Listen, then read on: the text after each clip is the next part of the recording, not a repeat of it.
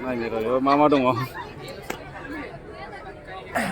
Sir it है study of original study original तो वो तो फर्स्ट मैं कहना चाहता हूँ कि ये बैक्टीरिया ये ब्लू ग्रीन एल्गी है, ये सायानो बैक्टीरिया में गिरता है। तो ये फोटोसिंथेसिस कर सकता है और नाइट्रोजन फिक्सेशन कर सकता है। ये एग्रीकल्चर में बहुत यूज है। तो उसके बाद ये मोनेरा ग्रुप में पड़ता है, पर उसके बाद बहुत सारे और किंगडम आए, जैसे पुटिस्टा हो गया, फंजाई हो गया, फिर प्लांटी हो गया जिसमें प्लांट पड़ते हैं, और एनिमिलिया है। तो हम यहाँ पर एनिमिलिया जो ग्रुप है उसके बारे में समझाने आए हैं।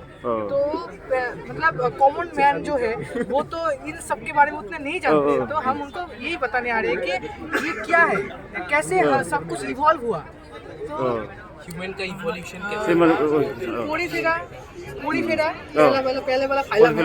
तो ये इसमें है, ये साइकोन है।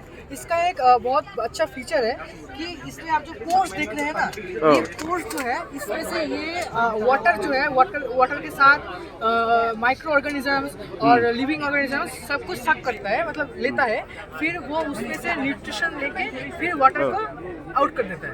और सिलेंट्रेटा जेलीफिश बट इसका एक बहुत इंटरेस्टिंग फीचर है कि ये कभी मरता नहीं है, ये सिर्फ अपना शेल बदलते रहता है, पर ये मरता नहीं कभी। और उसके बाद आता है प्लेटीहेलमिंथेस, मतलब फीता किडनी जो हम बोलते हैं, टेपवर्म। वो यहाँ पर एक स्पीशीज भी है टेपवर्म का, ये इस पे स्टेन किया गया है तो ये रेड हो गया है। तो ये व्हाइट होता है जनरली, पर ये स्टेन किया गया है। और इसके बाद है एस्केलमेंथिस में आता है राउंड वर्म और सिमिलर ग्राउंड में मिलता है। जो अगर आप कभी नंगे पैर चलने लगे किसी खेत में या जंगल में, तो ये चीज जो है, ये वर्म जो है आपके पैर में घुस के आपको इन्फेक्ट कर सकता है। और उसके बाद आता है आर्थ्रोपोडा, ये सबसे बड़ा और लार्जेस्ट फाइलम में से एक फाइलम है, सबसे बड़ा है। इसमें स्कॉर्पियन जैसे इचामास जो हम बोलते हैं, तब उसके बाद बटरफ्लाई, मस्कीटो, ये सब कुछ इसमें आता है। और उसके बाद आया मोलास्का में आता है ऑक्टोपस, और जो स्पीशीज जो ऑर्गेनिज्म जिसमें शेल है, मतलब स्नेल उसमें शेल है ना, वो वाला ऑर्गेनिज्म मोलास्का में आता है। और ये मिमिक्री कर सकता है, मतलब रंग बदल सकता है और छुप सकता है अपने एनिमी से। और उसके बाद आता है एकिनोडर्माटा, ये स्टारफिश इसको हमें लोकल रिवर से मिला, जो बासुगांव के नियर कानीपुर रिवर है, उधर से हमें ये मिला। इसका तो मतलब ओशन में ही रहना चाहिए इसका, क्योंकि ये मैराइन कंडीशन में जिंदा रहता है, पर ये शायद फ्लड से या किसी और क्लाइमेटिक कंडीशन से ये बहते हुए इस रिवर में आया, तो हमें ये मिला है। उसके बाद आता है इकाइनोडर्माटा, जो है स्टारफिश। ये वाला स्टारफिश आप देख सकते हैं, ये स्टारफिश है और सेम है। इसमें ट्यूब फीड है, जिससे ये वाटर्स को अंदर ले सकता है। इसमें जो माइक्रो ऑर्गेनिज्म है उससे ये भी अपना फूड लेता है, फिर वाटर्स में जो ऑक्सीजन रहता है इससे ये रेस्पिरेशन करता है, फिर वाटर्स के जरिए ही ये अपना लोकोमोशन भी करता है। उसके बाद आता है हिमिकोडोटा, ये सबसे इंटरेस्टिंग स्टेट है। ये वर्टिब्रेट और नॉन वर्टिब्रेट के बीच का स्टेट है, जिसमें पहली बार अर्थ पे जो नोटोकॉर्ड या स्पाइनल कॉर्ड का मतलब उत्पत्ति शुरू हुआ था यहाँ पर, मतलब यहाँ पर फॉर्मेशन शुरू हो गया था। उसके बाद आता है कॉर्डाटा, मतलब वर्टिब्रेटा, जिसमें हमारा स्पाइनल कॉर्ड और बैकबोन प्रेजेंट है। इसमें एक कैरेक्टरिस्टिक्स है कि मतलब इस फिश में कि इसमें जैसे फिश में टीथ होता है, मतलब जॉस होते हैं, इसमें सक्कर्स है, ये एनिलिडा की जैसा है, इसमें सक्कर्स है, ये अपने फुट सक करके लेते हैं। फिर इसके बाद आता है कॉन्ड्रिक्थिस एंड ऑस्टिक्थिस। कॉन्ड्रिक्थिस मतलब जो फिश हमें ओशन में मिलता है, और ऑस्टिक्थिस मतलब जो हम नॉर्मली खाते हैं, जैसे रोहू फिश हम पकड़ सकते हैं। तो इसमें कॉन्ड्रिक्थिस में क्या है कि गिल्स जो है होते हैं, इसमें कोई कवरिंग नहीं रहता, पर नॉर्मल फिश में ये गिल्स में आप देख सकते हैं इसमें कवरिंग है, तो जिसे हम ओपर्कुलम कहते हैं। और इसमें एयर ब्लडर भी प्रेजेंट होता है नॉर्मल फिश में, जिसके लिए ये बिना तैर के भी ये फ्लोट कर सकता है। पर ओशन में जो रहता है इसमें एयर ब्लडर नहीं होता, इसलिए इसको कॉन्टिन्यूसली तैरना पड़ता है। फिर आता है एम्फीबिया में आता है फ्रॉग, जो लैंड में भी रह सकता है, वाटर में भी रह सकता है। और ये गिल्स से सांस ले सकता है जैसे फिश के जैसा, फिर लंग्स से भी ले सकता है जैसे हम लंग्स से सांस लेते हैं, और फिर स्किन से भी ये सांस ले सकता है।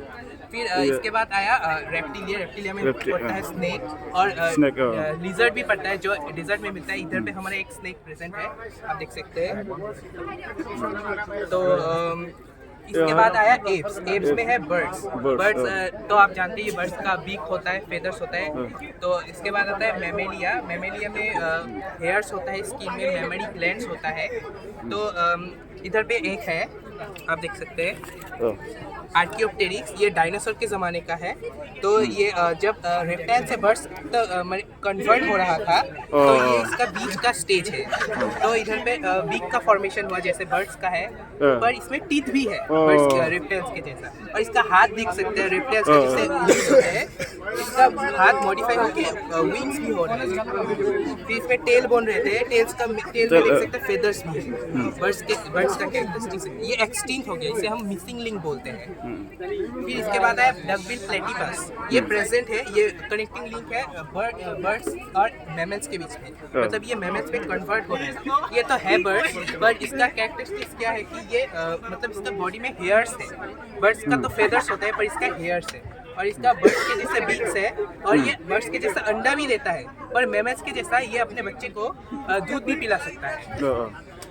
और ये एडवांस है, ये रिसेंट स्टडी में आया है कि ये फिश से एम्फीबिया की तरफ जा रहा है। और फिश का जैसा मतलब गिल्स होता है, गिल्स से सांस लेता है, इसका लंग्स है, ये लंग्स से सांस लेता है। फिर इसका स्केल्स जो देख रहे हैं आप, स्केल्स बॉडी में, तो इसमें आप फिश का भी स्केल्स है, पर इसमें स्केल्स को मॉडिफाई होके ये स्किन बन रहा है, स्किन। और इसमें जो फिन्स है ये मॉडिफाई होके लिम्स बन रहे हैं, जिससे वो लैंड में भी जा पाएगा फ्यूचर में। फिर आता है ह्यूमन इवोल्यूशन इधर पे है ड्रायोपिथेकस। जब इस स्टेज में 15 मिलियन पहले था हमारे अर्थ पे, तो तब चिंपांजी, फिर गोरिल्लास, ह्यूमन बीइंग सब एक जैसे ही था। फिर उससे इवॉल्व होके आया रामापिथेकस, जो 10 to 15 मिलियन पहले था हमारे यहाँ। तो वो मोर ह्यूमन लाइक था। फिर इसके बाद आता है ऑस्ट्रेलोपिथेकस, जो अफ्रीका के सेंट्रल अफ्रीका में मिलते हैं, तांजानिया एंड इथियोपिया में, जो ह्यूमन लाइक्स था और वो फ्रूट ईटिंग करते थे। फिर इसके बाद आता है होमो हेबिलिस क्यों आया? क्योंकि वो ह्यूमन लाइक हैबिटेट क्रिएट कर सकते हैं। तो वो कैब में रहते हैं, फ्रूट स्टोन वेपन बना के फ्रूट पेड़ से फ्रूट तोड़ सकते हैं। फिर इसके बाद आता है होमो इरेक्टस में क्या होता है कि वो इरेक्टस क्यों आया? क्योंकि वो उस स्टेज में वो ह्यूमन जैसा स्ट्रेट हो सकते थे, उसका बैकबोन एकदम सीधा कर सकते थे। और वो हंटिंग मतलब वो जावा में मिलते हैं, इंडोनेशिया के जावा में उनका फॉसिल्स मिला। फिर वो हंटिंग करके मीट ईटिंग कर सकते थे। फिर इसके बाद आया होमो सेपियंस, जो आज का जो मतलब डेवलप्ड ह्यूमन बीइंग है, उसके पहले का स्टेज था होमो सेपियंस, जो निएंडरथैल मैन और क्रो-मैग्नन में डिवाइड है। तो निएंडरथैल मैन हमें निएंडर वैली ऑफ जर्मनी में मिलता है, और क्रो-मैग्नन मैन हमें इटली के केव में मिलता है। वो रॉक पेंटिंग्स कर सकते थे, फिर अपने जो मरते थे उसको बरीड कर सकते थे। फिर होमो सेपियंस आया, ये हम लोगों का एकदम मॉडर्न जनरेशन है, जो मतलब बहुत सिविलाइज्ड है। एंड मतलब होमो सेपियंस जब डिफरेंट वर्ल्ड में स्प्रेड हो गए और एग्रीकल्चर करना सीखे, एनिमल रियरिंग करना सीखे, तो उन्होंने ये होमो सेपियंस कहा जाता है। Thank you. Thank you.